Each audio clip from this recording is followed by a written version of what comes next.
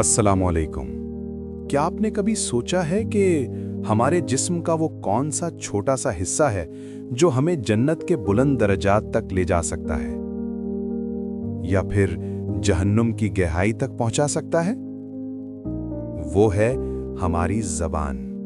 अल्लाह सुब्हाना व तआला ने कुरान मजीद में फरमाया, और अपने रब को बहुत याद करो और सुबह शाम उसकी तस्बीह बयान करो।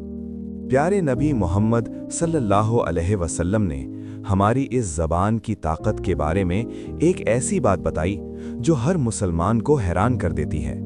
आप सल्लल्लाहु अलैहि वसल्लम ने फरमाया, दो कलमे ऐसे हैं जो ज़बान पर हल्के हैं लेकिन क़यामत के दिन मीज़ान में बहुत भारी होंगे और वो रहमान को बहुत पसंद हैं। वो कलमे हैं सुभान अल्लाहि व बिहम्दिही, सुभान अल्लाहिल अज़ीम। इन्हें पढ़ने में सिर्फ 2 सेकंड लगते हैं, लेकिन इनका सवाब पहाड़ों से भी बड़ा है।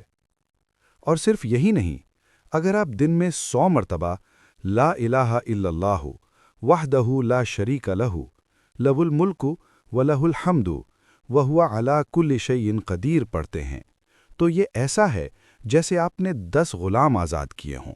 आपके नामा आमाल में 100 नेकियां लिख दी जाती हैं और 100 गुनाह मिटा दिए जाते हैं। लेकिन दोस्तों, इन सब का बादशाह सैयदुल इस्तिग़फ़ार है। अगर कोई शख्स इसे सुबह पढ़े और शाम से पहले उसकी मौत आ जाए तो वो जन्नतियों में से होगा। धिक्र सिर्फ अल्फाज का नाम नहीं, ये अल्लाह से दिल का ताल्लुक़ है। सुभान अल्लाह कहकर हम उसकी पाकी बयान करते हैं, अल्हम्दुलिल्लाह कहकर उसके शुक्रगुजार बनते हैं और अल्लाहु अकबर कहकर हम ये मानते हैं कि हमारी हर मुश्किल से बड़ा हमारा अल्लाह है।